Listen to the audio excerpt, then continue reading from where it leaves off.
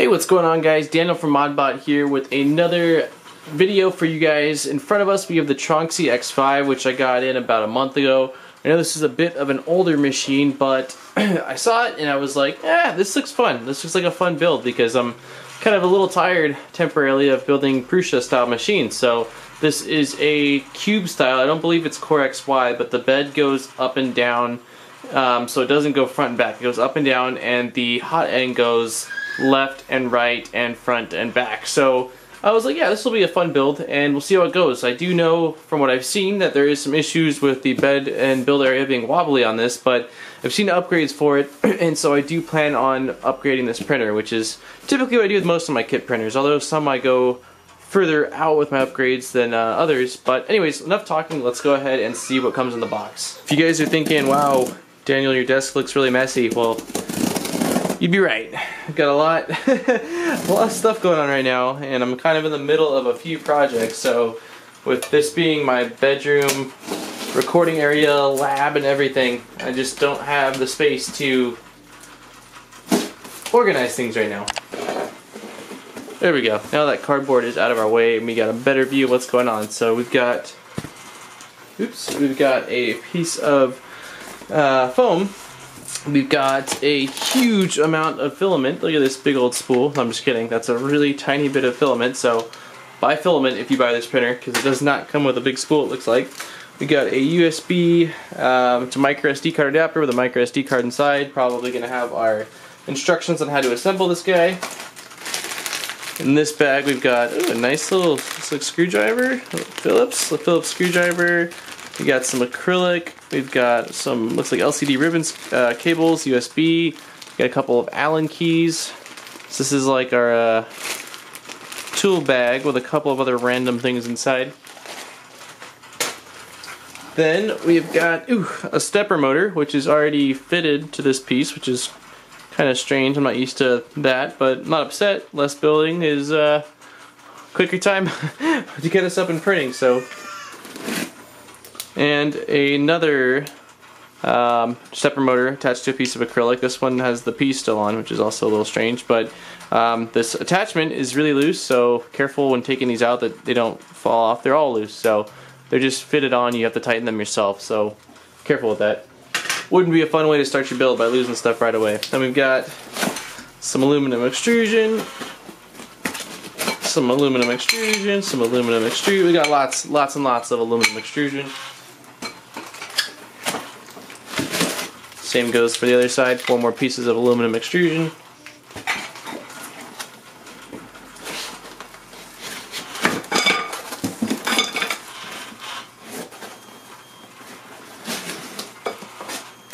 Got 4 long pieces of that 2020 extrusion.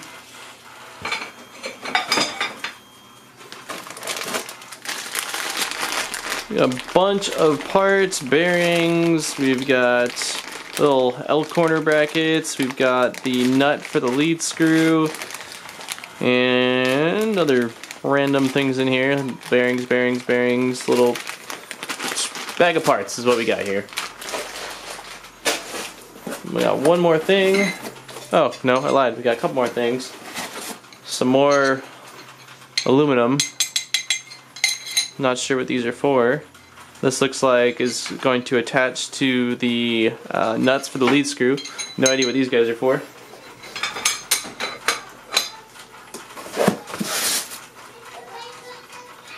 Peel back the layer on this thing, kind of like an onion. We've got a 3D printed part that looks definitely like a spool holder. I would assume that this is got little T-nuts on there, and it probably holds your spool of filament. Got a power cable, a really short one, but that's okay. I just picked up some 10-footers, so if worst comes to worst, I can swap them out for longer power cable. Then we've got our end stops. Looks like cable for the heated bed. What else? End stops, and looks like stepper motor cables as well. So all of our wiring is in this bundle. Then we've got a, looks like injection molded part with some LM8U bearings inside. We've got a stepper motor attached to it with an end stop already wired in place.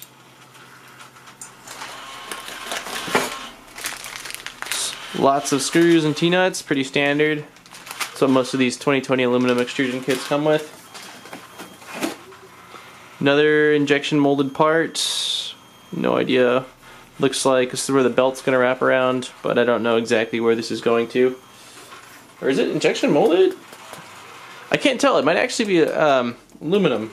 Might not be injection molded, but I think it's injection molded. I think it's just the metal parts inside that are making it appear heavier than it is, but I could be wrong. We've got our, a massive, already pre-assembled. This looks really nice, actually. So it's got the Element U bearings, pretty much the X carriage. So we got the fan attached to the extruder, which is a direct drive extruder, which is really cool because almost all my machines are Bowden. So maybe this will be a machine I can print some flexibles on. Then we've got our layer cooling fan for PLA with a fan nozzle or a fan shroud that goes down to the tip of the extruder. I'm sorry, the hot end. And it looks like it's an all metal hot end. It's hard to tell. I don't know, I'll have to do a little bit more looking into it, but this could be cool. I'm really excited. I actually didn't know that it was a direct drive extruder setup.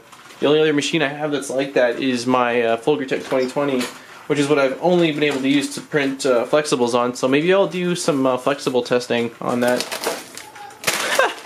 That's funny.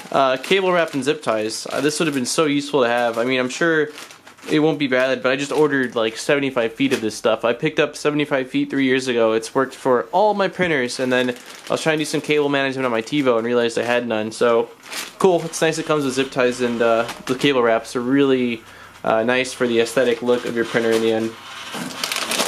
Got our standard board, which looks like it's like your typical Ramps Arduino setup with the stepper drivers built directly into the board. So you've got your potentiometers you can tweak. I've definitely had multiple boards with this guy in here. Maybe it's the same one they have on the Tronxy X2. That's probably where I'm seeing this exact board from. I could be wrong, but I'm pretty sure this is that same board. It's nice. It's got little heat sinks on the drivers, along with over here as well. So yeah, nothing too crazy with the board. We got our LCD screen with a big old dial on it. A little different looking than the standard ones. If I can get it out. It's kind of stuck in there. Oh, it's stapled. That's why. Yes, this is, I'm sure it's like any other LCD screen that comes with a 3D printer, but this one's at least wider. It's wider than any of the other ones I have. So, it's got a nice dial too. I like this dial. Really, a lot nicer than some of the other ones I've seen before. So, LCD screen. We've got our hotbed. It's kind of standard looking hotbed with a sheet of blue painter's tape, which I doubt I'll use. But this is cool. With it being in that cube. Oh, aluminum, cool. I'll probably install some build tech on this thing, but it's cool too because the fact that it's in a cube shape, it's not really hard to add sides to it if you wanted to for ABS printing, although I doubt I'll do that. I don't really print ABS ever, but it's still kind of cool. So, aluminum build plate, heated build plate, again, nice so that we can print other types of filaments other than just PLA. We got some acrylic parts. One thing I will say, unless I eat my words, that's the one, is that there's a lot less aluminum in this kit than a lot of kits, which is super nice. Did I say aluminum? There's a lot less acrylic pieces in this kit than a lot of the kits I've seen. There's a lot more aluminum, which is really nice for rigidity and just, I don't know, the machine being able to be moved without feeling like you're going to break the damn thing. Crazy amount of smooth rods along with one lead screw, so that's what this is. I'm not really going to open this right now, there's no need to.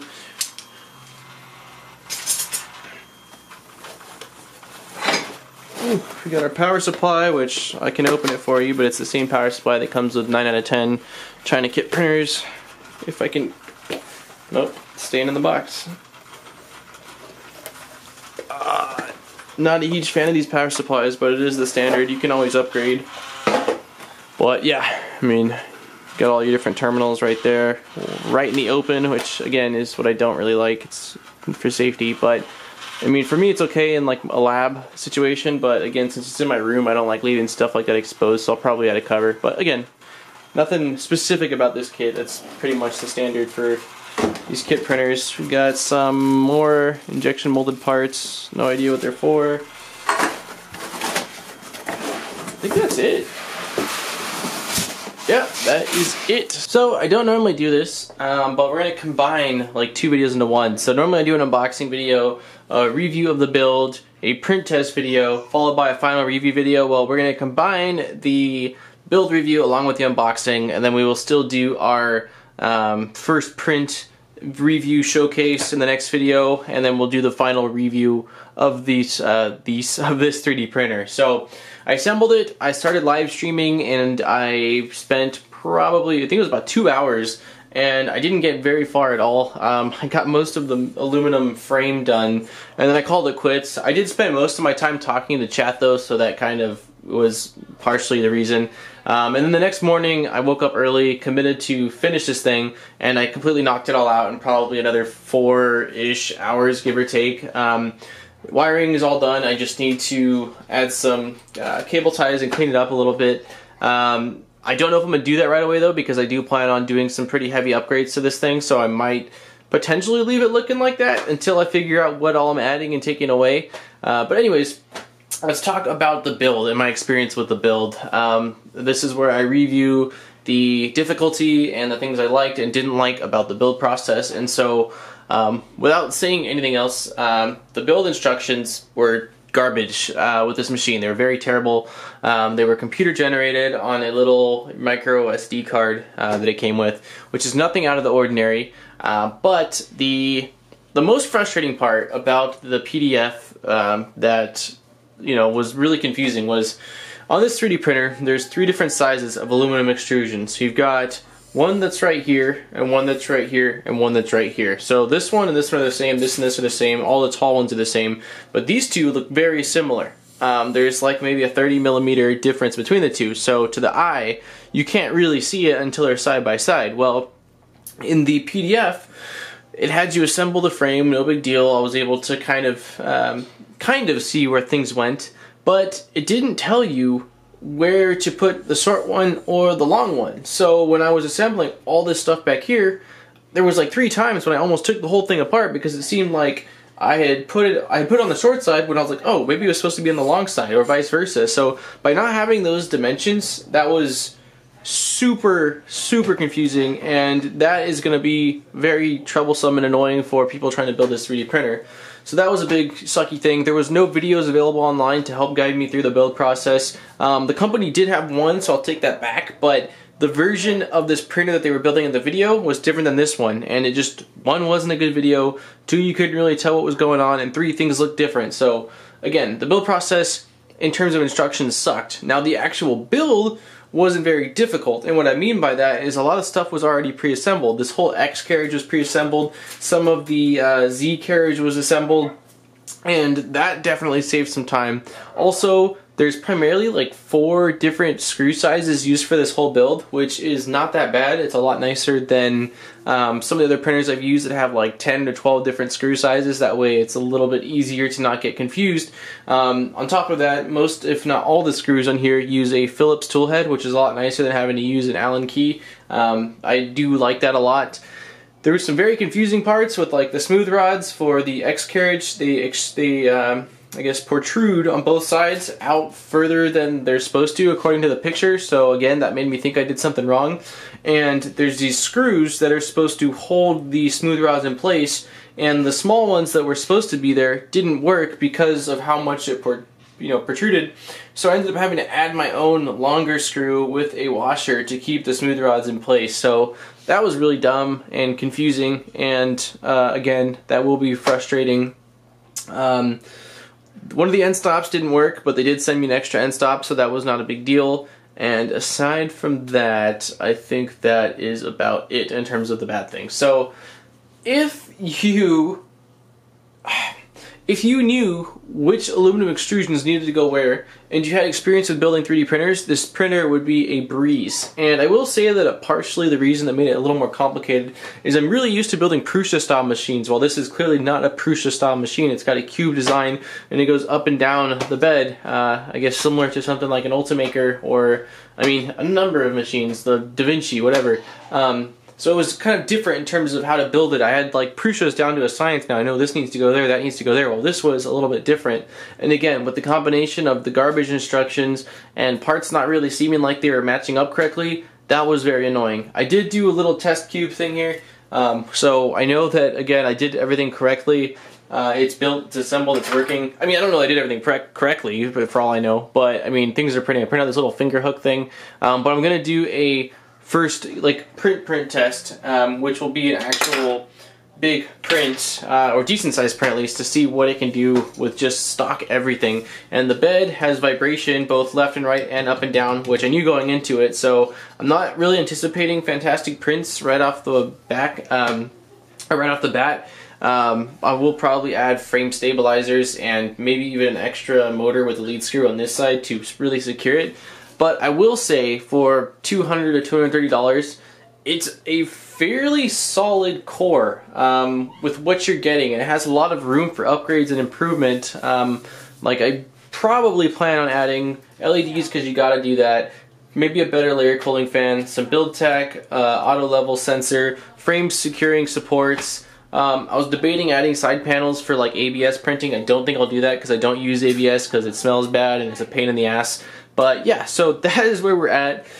Honestly, if you were thinking about getting this as your first 3D printer, I can't say I'd recommend it just based off the build alone. I think you'll have a hell of a time. The TiVo Tarantula was a lot easier to assemble. But if you've assembled quite a few printers and you're looking for something that you can tweak and mod for a fairly cheap price starting out with, then I will say this is potentially a great printer, and I am excited, and I still think it has a lot of potential, and I think that by the time I'm done with it, it'll be one of my better running machines and kind of a workhorse. But it's definitely got a long way to go from this initial assembly to finished product. So anyways, let me know what you guys think in the comments down below. If you have this printer and you agree or disagree, or what your opinions are on what I said so far. Thank you guys for watching. Don't forget to smack the like button and subscribe for more great videos, and I will see you in my next video. Peace, guys.